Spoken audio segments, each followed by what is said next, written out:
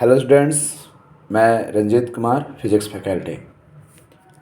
Today I will discuss kinematics का जो part है, रिलेटिव वेलोसिटी स्टडी करने वाले हैं हम लोग। इससे पहले हम लोग वन डायमेंशनल ये सब देख चुके थे, तो अभी देखते हैं रिलेटिव वेलोसिटी क्या होता है। Relative velocity of an object A, ये ऑब्जेक्ट इसको बोला गया है। Relative velocity of an object A with respect to another object B, ये अनदर ऑब्जेक्ट बी है, is the time rate at which the object A change it position with respect to object B.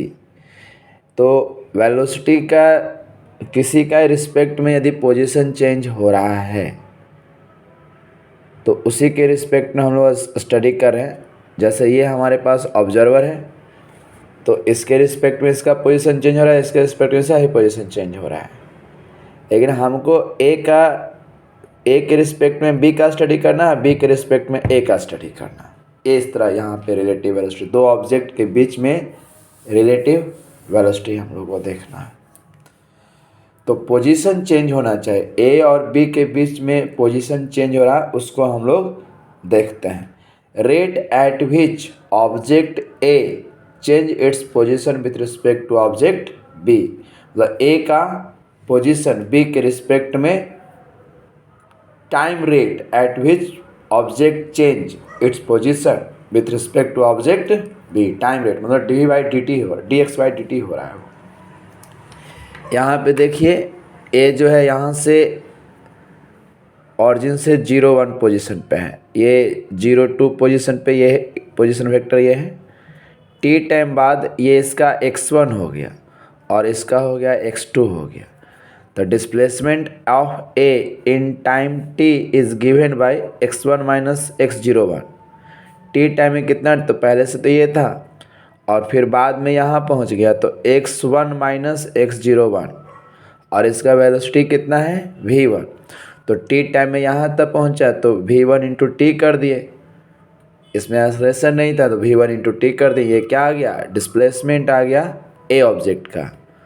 फिर उसी तरह तो x1 का value कितना आ गया, x1 यहाँ से मेजर हो रहा है, यहाँ से ऑब्जर्वर से, तो x1 equal to x01 plus v1 into T, इसको इक्वेशन 1 बोल दिए। Similarly the displacement of B in time T, B कितना डिस्प्लेस हुआ, तो पहले से x02, x2 equal to x02 plus v2 into T, इसका वेलोसिटी क्या है v2 है, तो v2 इंटू टी हुआ, ये आया। subtracting the equation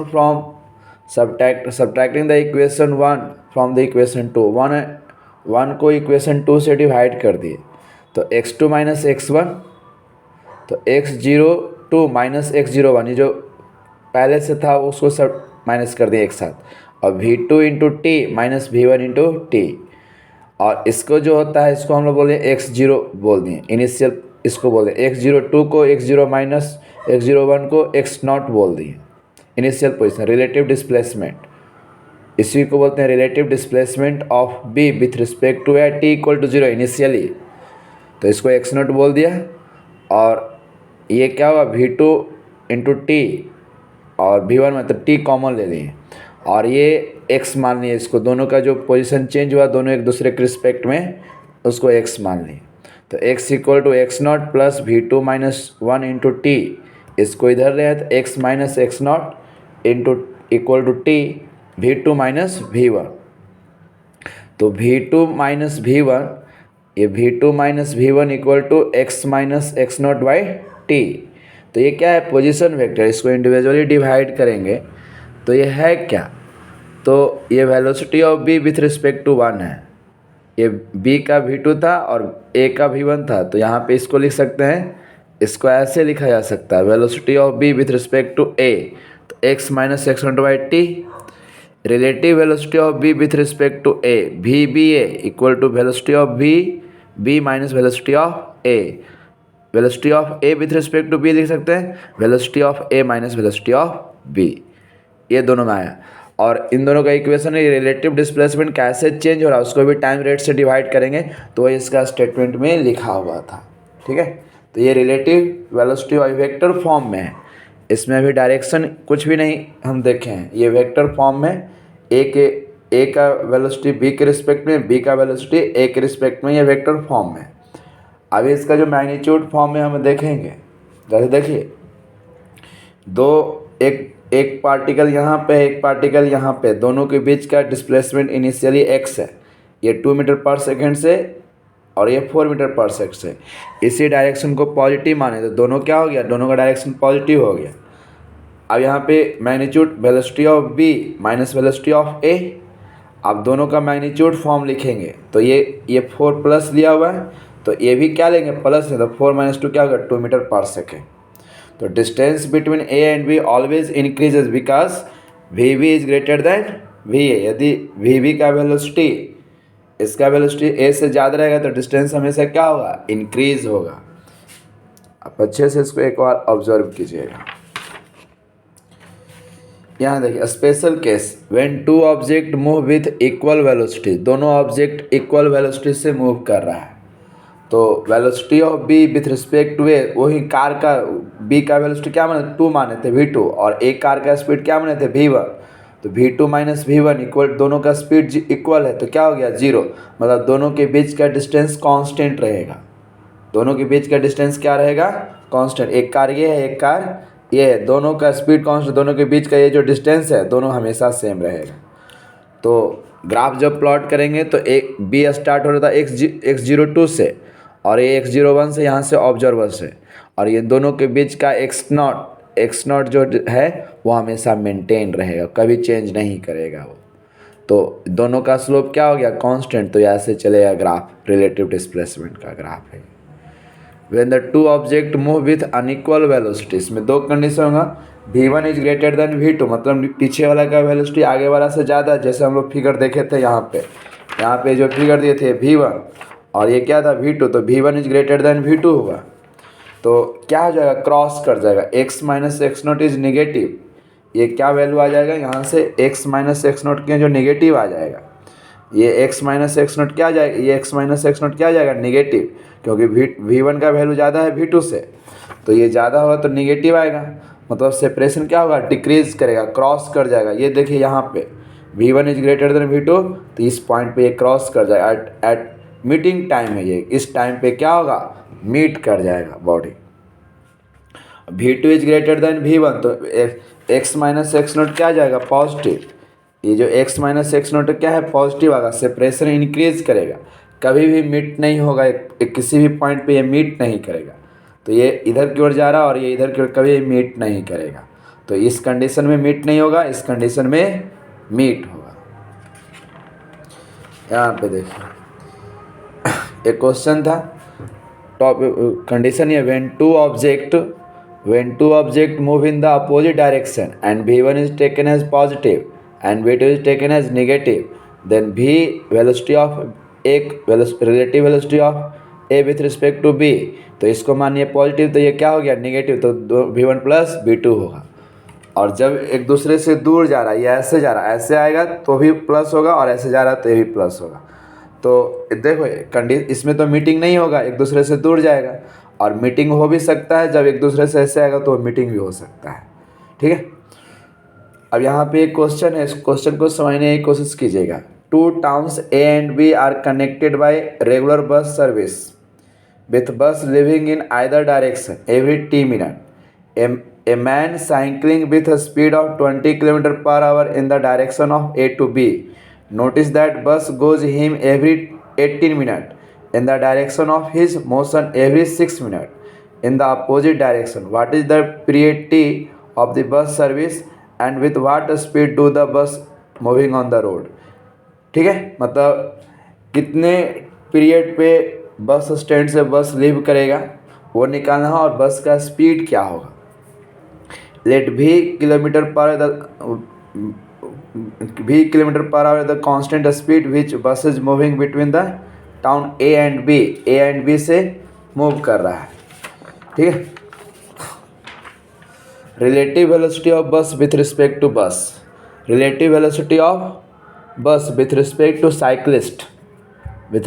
to cyclist जब सेम डायरेक्शन ए से बी में जा रहा है तो v माइनस क्या होगा 20, और relative velocity of bus with respect to cyclist जब बी से ए जा रहा है, बस बी से ए आ रहा है तो v plus 20 kilometre per our. Distance travel by bus in time t, तो v into T, T time period कितना चलेगा v इंटू टी, तो v into T by v minus 20 by 100।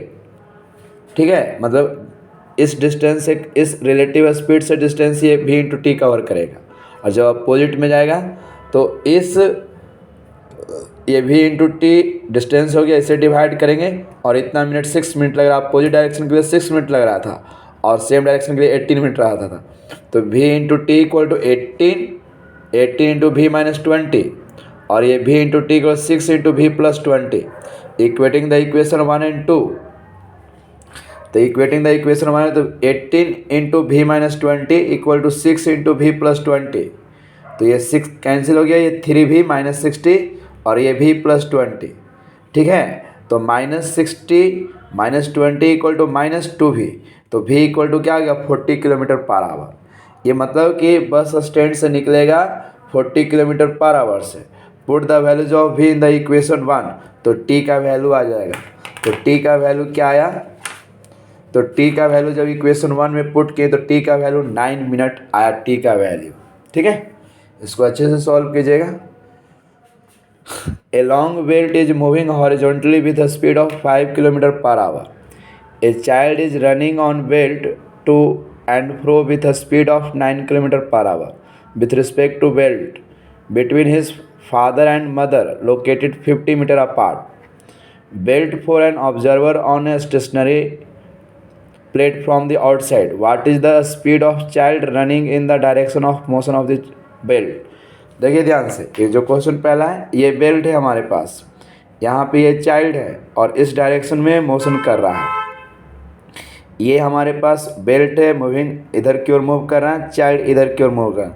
Velocity of belt 5 kilometre per hour. Speed of child with respect to belt same direction में move कर रहा है। जिस तरह आप लोग एस्लेटर पे जो सीढ़ी होता है, उस जो मूविंग स्लेटर सीढ़ी होता है उस पर आप चढ़ते होगे, तो जो मूविंग स्टेप होता है उस पर आप रनिंग करते हो, तो उसका भी स्पीड इंक्लूड है, आप रन भी कर रहे हो। तो जो ऑब्जर्वर बाहर बैठा हुआ है वो दोनों को ऐड करके देखेगा। तो speed of child with respect to belt 9 kilometre per hour, दोनों का क्या होगा, ऐड होगा। ऐसा नहीं कि दोनों का डायरेक्शन सेम है तो घटा देंगे। बाहर के रिस्पेक्ट में speed of child with respect to belt, बाहर के रिस्पेक्ट में जो ऑब्जर्वर है वो ट्रीट करेगा, दोनों का स्पीड ऐड होके मिल रहा है, तो ये 9 किलोमीटर पर आवर मिलेगा। Speed of child with respect to stationary observer, जो ऑब्जर्वर स्टेशनरी है उसको क्या मिलेगा, तो 9, ये स्पीड ऑफ चाइल्ड कितना मिलेगा c। Speed of child with respect to belt कितना 9 किलोमीटर पर आवर, और speed of child with respect to stationary observer, तो स्टेशनरी ऑब्जर्वर कितना हो जाएगा 9 + 5 14 किलोमीटर पर आवर। बाहर जो है क्या उसको एडअप होके दिखाई देगा। समझ में आया बात। तो यहाँ पे जो स्पीड दिया हुआ है, यहाँ पे देखिए ध्यान से, यहाँ पे दिया हुआ है ये 5 किलोमीटर पर आवर, यह 5 किलोमीटर पर आवर स्पीड किसका है, यह बेल्ट का है, और चाइल्ड का स्पीड कितना है 9 किलोमीटर पर आवर। तो यहाँ पे जो 9 किलोमीटर पर आवर है बेल्ट के रिस्पेक्ट में ही है, और बाहर कोई ऑब्जर्वर रहेगा तो दोनों को ऐड करके यहाँ पे दिखाई देगा, दोनों को ऐड करके, तो मतलब 9 + 5 × 14 किलोमीटर पर आवर। अब यही ऑब्जर्वर जो है इसके अपोजिट डायरेक्शन में मूव कर रहा है, तो इसका जो स्पीड है, ऑब्जर्वर इस बेल्ट के स्पीड में, बेल्ट के रिस्पेक्ट में चाइल्ड का स्पीड -9 किलोमीटर पर, ये पॉजिटिव डायरेक्शन है तो ये क्या है अपोजिट डायरेक्शन है, -9 किलोमीटर पर आवर। तो speed of child with respect to stationary observer, मतलब बाहर ये प्लेटफॉर्म पे ये बाहर आदमी खड़ा है उसके रिस्पेक्ट में कितना हो जाएगा, तो इस डायरेक्शन को पॉजिटिव लिया तो ये डायरेक्शन क्या हो जाएगा नेगेटिव, तो VC + V मतलब -4 kilometre per hour. Here negative sign shows that child will run opposite to the belt, child जो है बेल्ट के अपोजिट डायरेक्शन में मूव कर रहा है। Next question, a parent locates on the belt, then speed of child observed by parents 9 kilometre per hour in both cases 1 and 2। मतलब ये हमारा एक चाइल्ड का एक पेरेंट यहाँ पे, एक पेरेंट यहाँ पे, दोनों पेरेंट यहाँ पे बैठे हुए हैं। ये हमारे पास बेल्ट है और पेरेंट कहाँ पे है, बेल्ट पे ही है। तो जो स्पीड दिया हुआ है, चाइल्ड का speed 9 kilometre per our belt के रिस्पेक्ट में ही दिया हुआ है।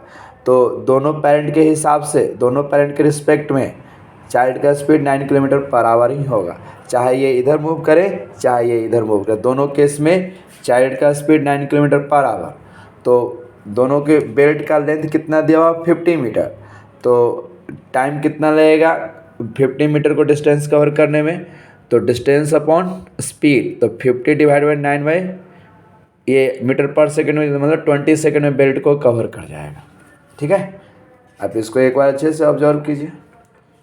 Application of relative velocity. Relative velocity का एप्लीकेशन क्या है, तो इसमें बहुत सारे 3 एप्लीकेशन हम लोग को पढ़ना है। रेनमैन प्रॉब्लम, दो ही एप्लीकेशन समझिए, एक रेनमैन प्रॉब्लम है और एक रिवर बोर्ड प्रॉब्लम है।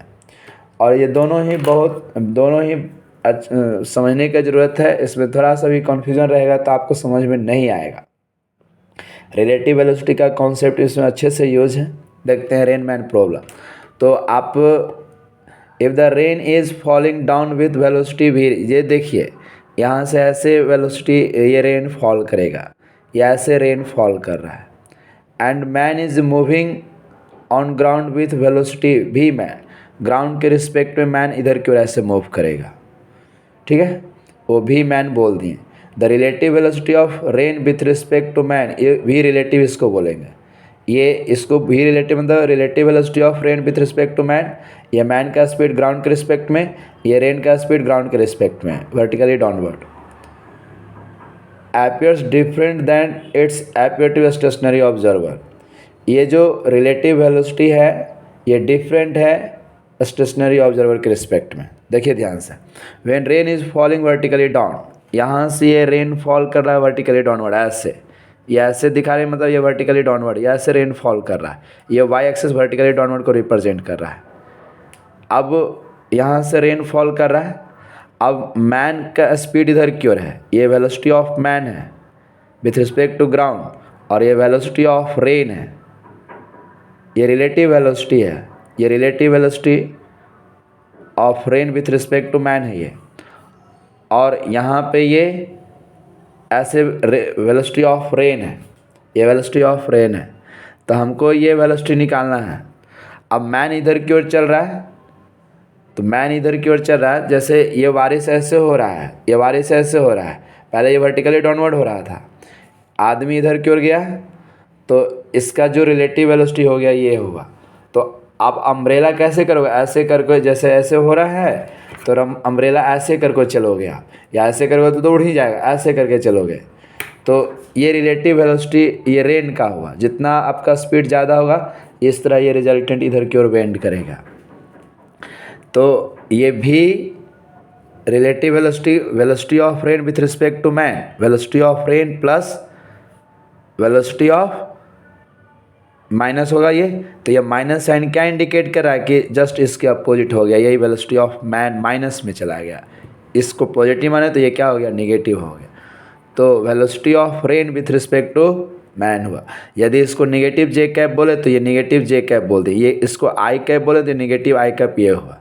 इसका रिजल्टेंट निकालेगा वेलोसिटी ऑफ रेन का square plus velocity of man का स्क्वायर अंडर रूट। तो tan थीटा इक्वल टू क्या हो गया, velocity of man by P by B, velocity of man by velocity of rain V M by V R. Theta equal to tan inverse V M by V R, angle made by vertical in front of him. मतलब ये ऐसे vertical से angle बना के आगे की ओर चल रहा है। आप इसको अच्छे से समझिएगा। यदि कोई डाउट हो तो अच्छे से ऑब्जर्व कीजिए। और मेन क्लास ऑफलाइन ही क्लास होता है, यहाँ तो मैं जस्ट ये आपको यदि कोई कन्फ्यूज़न होगा तो यहाँ से दूर होगा, लेकिन 100% यहाँ से दूर नहीं होगा। ठीक है, इसलिए आप ऑफलाइन क्लास को ही जहाँ भी आप स्टडी कर रहे हो मेजोरिटी पे आप वो उसको ध्यान फोकस करोगे। यदि कोई प्रॉब्लम हो तो आप इसमें देखोगे तो कुछ दूर हो सकता है। चाहे कोई भी ऑनलाइन क्लास हो उसमें आप वो ज़्यादा समझ नहीं सकते, क्योंकि यहाँ पे कुछ एक्स्ट्रा हम नहीं बता पा रहे हैं।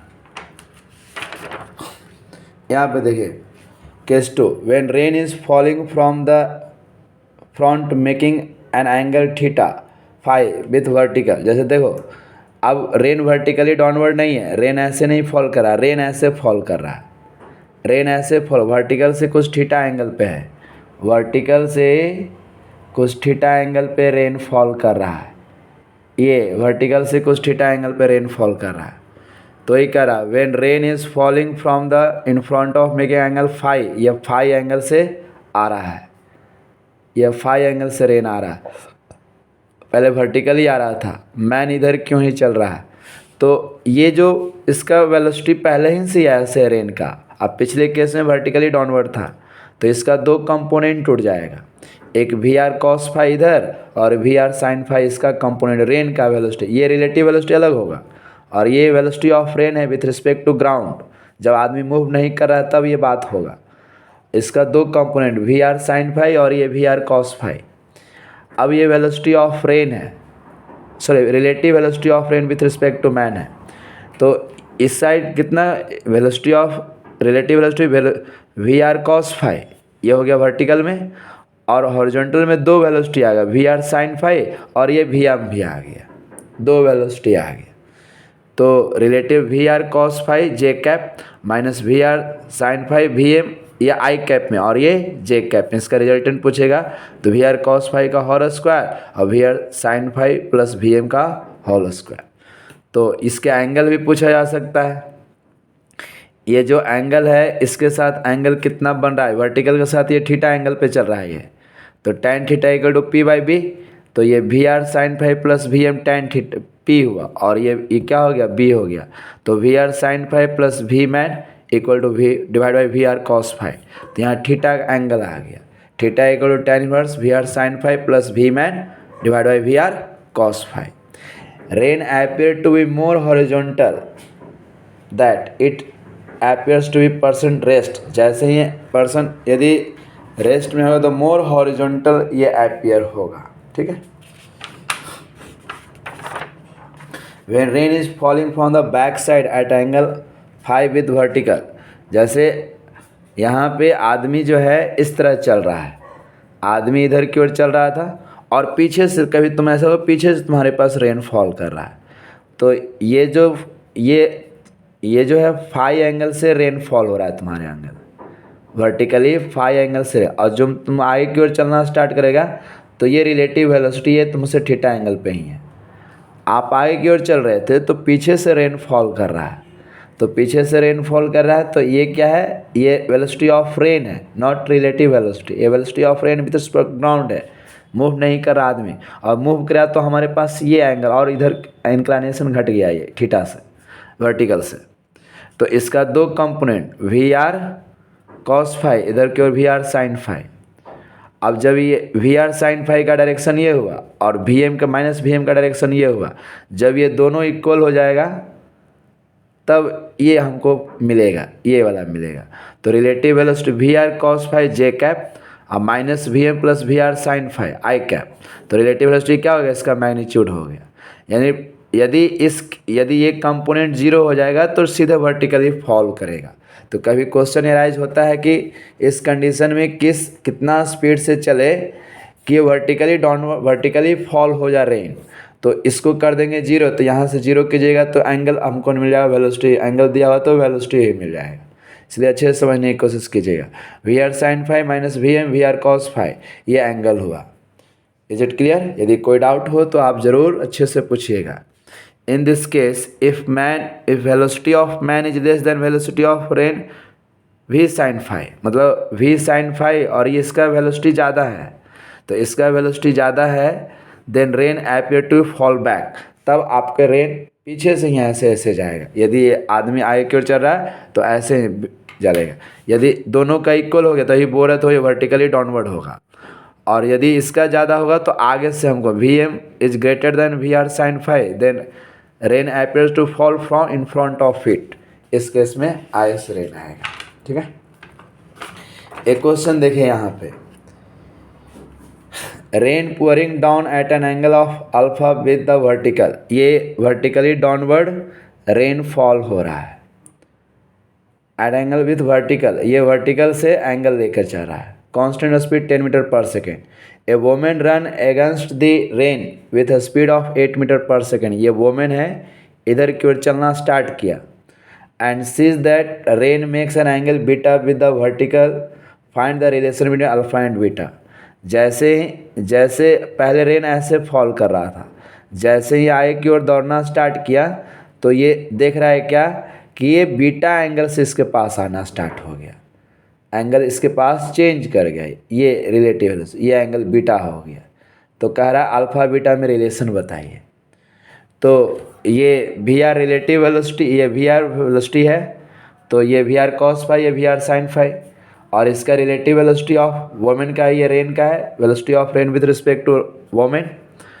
अब देखिए इसका ये वी डब्ल्यू है, तो इधर भी आ जाएगा, तो V R sine alpha plus ये रिलेटिव वेलोसिटी ऑफ रेन, ये अब minus of velocity of women. तो वेलोसिटी ऑफ इसका दो कंपोनेंट है, वी आर साइन अल्फ़ा अब प्लस ये हो जाएगा एक साथ, और ये V R cos alpha minus J cap. तो ये tan beta equal to P by B, तो ये टोटल कितना हो गया V R sine alpha, V R sine alpha plus V W और plus V R divide by V R cos alpha, तो ये tan बीटा आ गया। ये क्या आ गया, अल्फ़ा बीटा में ये रिलेशन आ गया। समझने की कोशिश कीजिएगा अच्छे से, यदि आप एक बार पढ़े हुए होंगे तो आपको अच्छे से ये समझ में आएगा। अब देखिए नया क्वेश्चन है इसमें, ड्यूरिंग द रेन स्टॉर्म हुआ, the rain drop are observe to striking the ground at an angle of 37 degree with vertical, the wind speed is 4.5 meter per second. Assuming that the horizontal velocity component of the raindrop is same as that of speed of air, what is the vertical component of raindrops? What is their speed? तो अब देखिए ध्यान से, rain storm हो रहा है, angle 37 degree से strike कर रहा है, ये हमारे पास रेन वेलोसिटी है, ये वेलोसिटी ऑफ रेन है, 37 डिग्री से यहाँ पे फॉल कर रहा है vertical. The wind speed is 4.5 metre per second, यहाँ पे ये विंड का स्पीड है, ये हमारे पास विंड का स्पीड है 4.5 metre per, assuming that horizontal velocity component of the rain drop is same as the speed of the air. तो इसका दो कंपोनेंट, ये वी आर साइन फाई और इधर वी आर कॉस फाई, और ये कह रहा है दोनों इक्वल है, हॉरिजॉन्टल कंपोनेंट रेन का और वी डब्ल्यू दोनों क्या है, इक्वल है। ये एंगल 37 है, तो हमको वी वाई पहले निकालना है, वी वाई, तो V Y equal to tan 37 P by B, तो ये पी हो गया और ये बी हो गया, तो V W by V Y, तो वी डब्ल्यू कितना दिया 4.5 हॉरिजॉन्टल के बराबर है, अब बाई वी वाई, तो वी वाई का वैल्यू कितना हो गया 6 मीटर पर सेकेंड। जस्ट यही सोचना था, यहीं से ये काम कर देना था हमको। और हमको टोटल वेलोसिटी निकालना है, तो total velocity V X I cap plus V Y J cap, तो ये वी एक्स कितना 4.5 आई कैप और ये 6 जे कैप, इसको सोल्व करेंगे 7.5 मीटर पर सेकेंड है। ये हम लोग पहला एप्लीकेशन कंप्लीट किए, रेन मैन प्रॉब्लम कंप्लीट किए हम लोग, ठीक है। और इस पे जो क्वेश्चन है वो मैं अगले क्लास में सॉल्व करके दूंगा। रिवर बोट प्रॉब्लम अच्छे से समझने की कोशिश कीजिएगा। ये हमारे पास रिवर है जिसका डेप्थ कितना है, विड्थ कितना है, डी है, और ये वेलोसिटी ऑफ रिवर है, ये वेलोसिटी ऑफ रिवर है यानी वेलोसिटी ऑफ स्ट्रीम है। U boat, velocity of boat in still water, मतलब वाटर स्टील है, ग्राउंड के रिस्पेक्ट में जो बाहर ऑब्जर्वर है उसका वेलोसिटी क्या देगा, यू बोट है। V boat speed of boat with respect to ground in stream, sorry ये velocity of boat in still water, ये ग्राउंड के रिस्पेक्ट में नहीं स्टील वाटर में है, और ये velocity of speed of boat with respect to ground in steam, मतलब जब वो फ्लो कर रहा है वाटर तो उसमें उसका स्पीड है। तो एक चीज़ ध्यान दीजिएगा, यहाँ पे स्पीड इंक्रीज कर जाएगा, और मान लीजिए कि ये हमारे पास रिवर है और हम यहाँ पे खड़े हैं और ये बोट ऐसे चल रहा है, तो बोट जो है, बोट वाटर के रिस्पेक्ट में उसका रिलेटिव वेलोसिटी घटाइएगा तो अलग कहानी होगा, लेकिन बाहर जो आदमी खड़ा है वो क्या देखेगा कि उसका स्पीड ज़्यादा से ज़्यादा, दोनों को ऐड करके उसको दिखाई देगा। तो velocity of boat with respect to stream, तो you boat velocity of boat with respect to जो स्टील वाटर में और स्ट्रीम का, दोनों को ऐड करके ये बाहर से ये ग्राउंड के रिस्पेक्ट में है। ऑब्जर्वर, ये ग्राउंड के रिस्पेक्ट में है। ये बाहर जो रिवर के आउटसाइड जो ऑब्जर्वर है उसके रिस्पेक्ट में ये आप दिखाई देगा। इसको आप अच्छे से समझिए, वेक्टर फॉर्म में है, अभी कोई कंडीशन इस पर हम यूज़ नहीं किए हैं, ये आपको दिखाई देगा। अप स्ट्रीम डाउन स्ट्रीम यहाँ पे कुछ नहीं, ये चीज़ आपको याद रखना है, ये वेक्टर फॉर्म में है। ठीक है, अब देखिए ध्यान से, मोशन अप स्ट्रीम कहने का मतलब हुआ, ये अप स्ट्रीम मतलब जैसे वाटर जिधर की ओर फ्लो करा उसको वाटर के ऊपर चढ़ जाना है हमको, ऐसे ऐसे ऊपर की ओर चलना है, तो उसको अप स्ट्रीम कहते हैं। When boat moves against the stream its speed with respect to ground decreases, बाहर को ऑब्जर्वर के रिस्पेक्ट में डिक्रीज कर जाएगा। तो इस डायरेक्शन को हम पॉजिटिव लिए, ये इस ऐसे चल रहा है तो क्या हो जाएगा नेगेटिव। तो ये speed of boat with respect to still water, और ये स्ट्रीम का दोनों क्या हो गया माइनस, तो डिक्रीज हो जाएगा। तो ये velocity of boat with respect to ground दिया हुआ है, ये यू दिया हुआ है बोट का स्पीड स्टील के रिस्पेक्ट में, और ये स्ट्रीम का स्पीड है, तो ये क्या हो गया डिक्रीज कर जाएगा। मान लें कि हमारे पास हमारा क्या है, ये इधर स्ट्रीम है और इधर बोट जा रहा है, इसका स्पीड बाहर के रिस्पेक्ट में ग्राउंड के रिस्पेक्ट में ये क्या देखेगा कि स्पीड घट रहा है, तो यू बोट माइनस भी स्ट्रीम, ये velocity of boat with respect to ground मिलेगा। Thus boat will reach it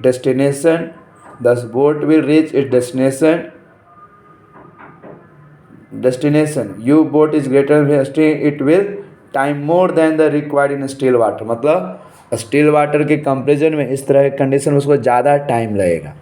second question, motion of down stream, मतलब डाउन स्ट्रीम ऐसे जा रहा है, ये एयर इधर की, ये वाटर इधर की ओर फ्लो कर रहा है, तो स्ट्रीम बोट भी इधर की ओर ही फ्लो कर रहा है, तो उसी को बोलते हैं डाउन स्ट्रीम, मतलब धारा के साथ चलना, और अप स्ट्रीम धारा के अगेंस्ट चलना।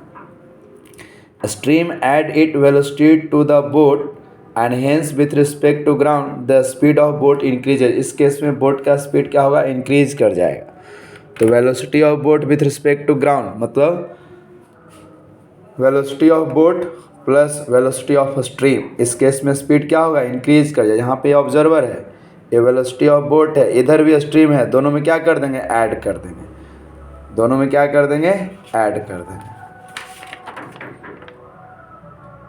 ठीक है, in this situation boat reach destination point in lesser time, इस केस में क्या होगा टाइम बहुत कम लगेगा। Third case, perpendicular to stream, जैसे ये हमारे पास स्ट्रीम है, हमको इस पॉइंट से उस पॉइंट पहुंचना है, तो इसको परपेंडिकुलर ऐसे हम चल दिए, तो हम ऐसे चल दिए तो कभी ऐसे हम लोग नहीं पहुंच पाएंगे, धारा के कारण इधर की ओर चले जाते हैं। When boat moves perpendicular to the stream, then its actual direction of motion makes some angle with a stream, and it's never reach point vertically opposite on the other bank of river, as shown in the figure. तो इसका जो speed होगा velocity of boat with respect to जो still water में, और ये इधर की ओर बोट गया और ये स्ट्रीम का, तो दोनों हमको ऐड करके तो ये हमको मिलेगा, रिलेटिव वेलोसिटी ये मिलेगा। दोनों को वेक्टर सम करेंगे तो इसका मैग्नीट्यूड ये आ गया। एंगल हमारा क्या है, एंगल ये अल्फ़ा है, तो ये एंगल हमारा फाई है, तो फाई इक्वल टू क्या pi minus two, pi by two minus alpha, ये हॉरिजॉन्टल से है, ये वर्टिकल से, तो alpha equal to v stream by u boat, मतलब velocity of boat with respect to still, तो alpha equal to 10 inverse v stream by u boat, और phi पूछेगा तो pi by two minus 10 inverse रख देंगे, तो ये अल्फ़ा आएगा, फाई आ जाएगा, जो कि फाई क्या है हॉरिजॉन्टल स्ट्रीम के साथ जो एंगल बन रहा है वो बन रहा है, और अल्फ़ा वर्टिकल के साथ बोट के साथ जो एंगल बना रिजल्टेंट का वो है। Time required to crossing the river, यदि इस केस में तो कितना टाइम रिक्वायर्ड होगा, तो ये देखिए ध्यान से, ये हमारे पास वेलोसिटी ऑफ बोट है, इसी डायरेक्शन में वेलोसिटी ऑफ बोट जा रहा है, इसी डायरेक्शन में बोट ट्रेवल कर रहा है, तो इस डायरेक्शन में ये बोट ट्रेवल कर रहा है, तो सीधा हमारा क्या हो जाएगा, टाइम वेलोसिटी जितना भी है तो बोट उस साइड डायरेक्ट जाता है, तो इस केस में टाइम क्या लगेगा, मिनिमम लगेगा। सीधे अपोजिट हम लोग चल रहे हैं, भले हमको इधर की ओर दिखाई दे रहा होगा, लेकिन हम सीधे अपोजिट जा रहे हैं, तो width of river divided by velocity of boat with respect to still, ये सीधा हम लोग करेंगे तो टाइम आ जाएगा। ठीक है, तो ये मिनिमम टाइम है, ये मिनिमम टाइम है। यदि सीधे अपोजिट जाएंगे तो मिनिमम टाइम हमको लगेगा। अब देखिए ध्यान से,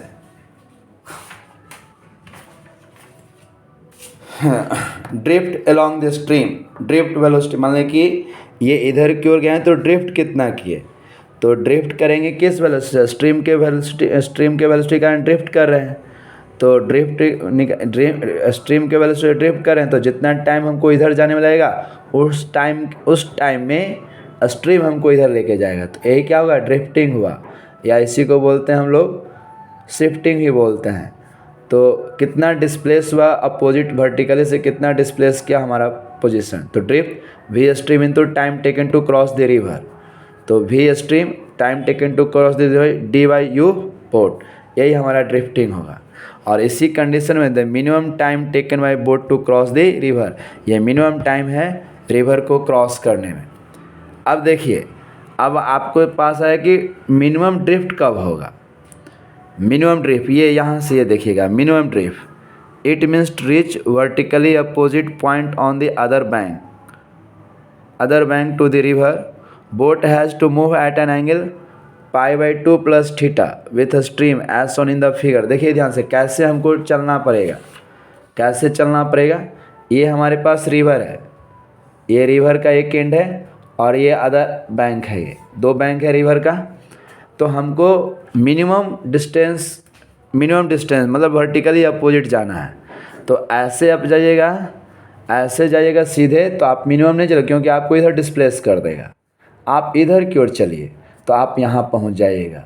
तो किस एंगल से चलें कि हम वहाँ पे पहुँच जाएं, ये स्ट्रीम का स्पीड है, इसका दो कंपोनेंट, ये यू बोट का दो कंपोनेंट, एक वी बोट बनेगा और एक कॉस थीटा बनेगा और एक साइन थीटा बनेगा। यदि साइन थीटा वाला कंपोनेंट भी स्ट्रीम के बराबर हो जाएगा, जैसे इसका दो component U B cos theta, U B sine theta, इधर की ओर यू बी साइन थीटा और इधर की ओर यू बी कॉस थीटा, और यदि यू बी साइन थीटा और भी स्ट्रीम के बराबर हो गया तो वर्टिकली अपोजिट चल जाएगा। और ये जो इक्वेशन लिखा हुआ है पाइथागोरस के थ्योरम से लिख दिया गया, ये देखिए, ये परपेंडिकुलर हो गया, ये हाइपोटेनस हो गया और ये बेस हो गया। हमको ये निकालना है, वेलोसिटी ऑफ बोट निकालना है, तो इसको स्क्वायर कर दें, हाइपोटेनस को ये इससे स्क्वायर करके माइनस कर देंगे तो ये क्या निकल जाएगा, बेस निकल जाएगा। तो उसी से ये लिखा हुआ है, वेक्टर से नहीं लिखा हुआ है, इसी से ये लिखा हुआ है। टाइम पूछेगा मिनिमम, तो t = ये जो स्पीड है बोट का, जो स्पीड है हमको ये दिखाया कि इधर से ये जा रहा है, तो इससे डिवाइड कर देंगे, यू बोट का स्क्वायर माइनस वी स्ट्रीम का स्क्वायर, और ये कितना के बराबर होना चाहिए, यू बी कॉस थीटा के बराबर। बोट का जो स्टिल वाटर में स्पीड है उसी को कॉस कंपोनेंट तोड़ेंगे तो d/u cos थीटा, इससे मिनिमम डिस्टेंस ट्रेवल करेंगे, ड्रिफ्टिंग मिनिमम होगा। Note that minimum time required for crossing the river, यदि इसी को 0 पुट कर दें, मतलब सीधे चलेंगे तो ये 0 पुट करेगा, तो उसके से मिनिमम टाइम लगेगा। Moves perpendicular to each other. ठीक है, इस पर कुछ क्वेश्चन है, उसको हम लोग देखते हैं। A boat which can travel at a speed of 8 km/h in still water, मतलब यू बोट दिया हुआ है, on lake is rowing the flowing water in river if stream speed is 3 km/h, stream का स्पीड 3 km/h दिया हुआ है। How fast boat can cross a tree on the shore in traveling, up stream और down stream किस speed से उस tree को पास करेगा। तो देखो, बोट का स्पीड दिया हुआ हमारे पास, बोट का स्पीड दिया हुआ है क्या, बोट का स्पीड दिया हुआ है 8 km/h स्टील वाटर में, और स्ट्रीम का स्पीड दिया हुआ है 3 km/h। अप स्ट्रीम मतलब ये इधर की ओर आता है, ऐसे चलेगा boat that is called up stream. तो क्या कर रहे थे, माइनस कर रहे थे, तो 8 - 3 5 किलोमीटर पर आवर, मतलब 5 किलोमीटर पर आवर से क्रॉस करेगा। और डाउन स्ट्रीम मतलब धारा के साथ चलना है, तो क्या हो जाएगा, U boat V boat equal U boat plus V stream. तो यू बोट कितना हो गया 8, वी स्ट्रीम कितना हो गया 3, 11 किलोमीटर पर आवर से क्रॉस करेगा। Next question, a boat man can row with speed 10 kilometre per hour in still water. The river flow steadily at 5 kilometre per hour and width of river is 2 kilometre. River का जो width है 2 kilometre है। If the boatman cross the river with reference to minimum distance then time is, मतलब minimum distance cover करते हुए हमको चलना है, तो कितना टाइम उसमें लगेगा। तो मिनिमम डिस्टेंस कवर के लिए कुछ एंगल से चलना पड़ेगा इधर की ओर, उस धारा के अगेंस्ट। तो ये देखिए यू बोट का स्पीड दिया हुआ है, ये थीटा एंगल से चलेगा, तो इसका 2 component U B sine theta इधर की ओर और U B cos theta upward के डायरेक्शन में। और यदि यू बी साइन थीटा और इसका जो भी स्ट्रीम का है, दोनों का वैल्यू यदि 0 हो जाए सम करके, तो ये सीधे वर्टिकली अपोजिट पहुंचेगा। तो u B sine theta minus आई का वी स्ट्रीम इक्वल टू 0। तो u B sine theta v stream, तो वी स्ट्रीम दिया हुआ 5 किलोमीटर पर आवर, बोट का स्पीड दिया हुआ 10, एंगल कितना आ गया 30 डिग्री। 30 डिग्री से चलेंगे तो वर्टिकली अपोजिट पहुंच जाएंगे। अब पूछ रहा है टाइम कितना लगेगा, तो D by U B cos theta, U B cos theta, ये 2 cos 30 यानी 2/5√3 टाइम एलैप्स्ड करेगा, मतलब इस टाइम में वर्टिकली अपोजिट हो जाएंगे। तो ये कॉन्सेप्ट का आप समझने की कोशिश कीजिएगा। मतलब इसका जो हॉरिजॉन्टल कंपोनेंट है और स्ट्रीम है दोनों अगेंस्ट में है, और दोनों का मतलब 2 मीटर इधर 2 मीटर पर सेकंड इधर है, 2 मीटर पर सेकंड इधर है, एक दूसरे को कैंसिल कर देगा, सीधे अपोजिट चला जाएगा। जस्ट प्रैक्टिकल आप सोचने का ज़रूरत है। ठीक है, आज के लिए इतना रहने देते हैं, अगले क्लास में कुछ और क्वेश्चन लेकर आएंगे। ओके, जय हिंद।